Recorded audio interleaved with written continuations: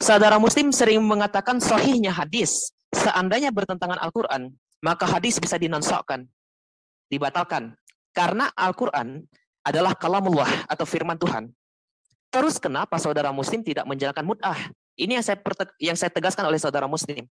Kenapa saudara Muslim tidak menjalankan nikah mut'ah dalam surah An-Nisa ayat 24?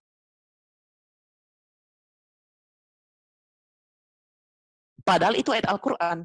Tapi mereka kan menggunakan hadis. Ayat itu sudah dinansakkan, sudah dibatalkan. Padahal riwayat pembatalan mut'ah diriwayatkan dalam hadis, bukan Al-Quran. Oke? Kita semua sepakat Al-Quran, firman Tuhan. Hadis, perkataan dan sunnah Nabi Muhammad. Dan juga para sahabat.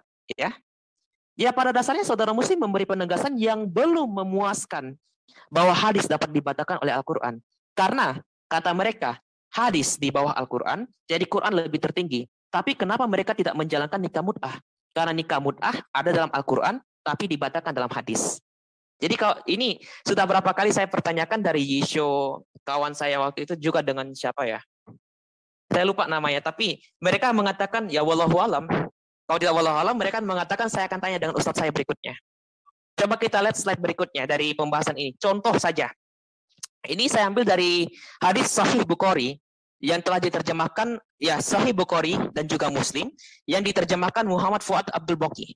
Saya tidak punya hadis ini, tapi saya sempat iseng-iseng di perpustakaan Kalimantan. Jadi saya coba teliti lagi hadis ini mengenai tentang nikah mut'ah dan saya menemukannya. Di halaman 494 tertera seperti ini. Nikah mut'ah pernah diizinkan, kemudian dimansukkan hingga hari kiamat. Dalam nomor yang 887, Abdullah bin Mas'ud, ya kita tahu Abdullah bin Mas'ud orang yang dikatakan penghafal Quran yang lebih kuat kata Nabi Muhammad. Abdullah bin Mas'ud berkata, kami pergi berperang bersama Nabi dan tidak membawa istri. Kemudian kami minta izin untuk mengebiri diri sendiri, maka dilarang oleh Nabi dan diizinkan untuk kawin sementara kepada wanita dan mahar baju atau lainnya.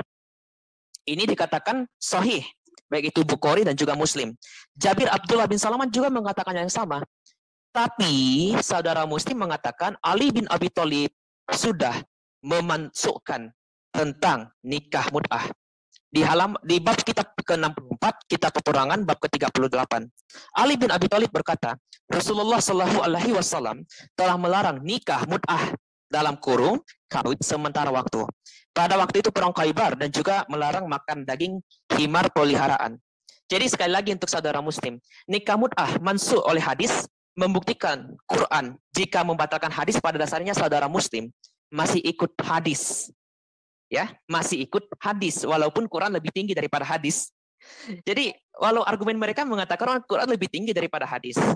Ya, saya rasa kalau sana ada saudara Muslim yang bisa menjawab saya sangat bersyukur sekali. Sehingga saya mendapatkan referensi yang otentik. Ataukah adakah mungkin hadis qudsi di mana Nabi Muhammad bersaksi firman Allah tanpa perantaran Jibril pernah membatalkan nikah mut'ah itu? Ya, kalau itu terjadi ya saya sangat bersyukur sekali. Karena apa? Karena hadis ini mengatakan Rasulullah loh yang membatalkan nikah mut'ah, bukan firman Allah.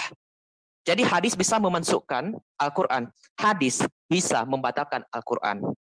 Menjawab tentang poligami dan monogami dalam perjanjian lama dan perjanjian baru, tidak ada tuh eksplisit ayat yang mengatakan Tuhan mewajibkan orang untuk nikah lebih dari satu, nggak ada.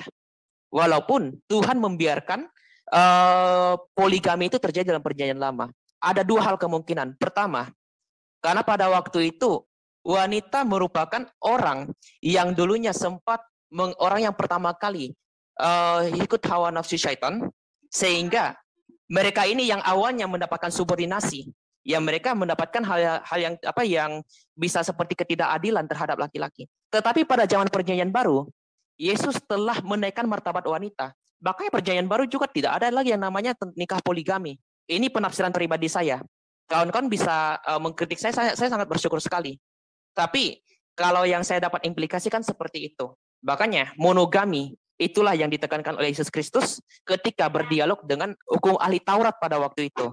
Bahwa pernikahan kita seperti pernikahan pada zaman Adam. Ya, pernikahan zaman Adam itu monogami sebenarnya.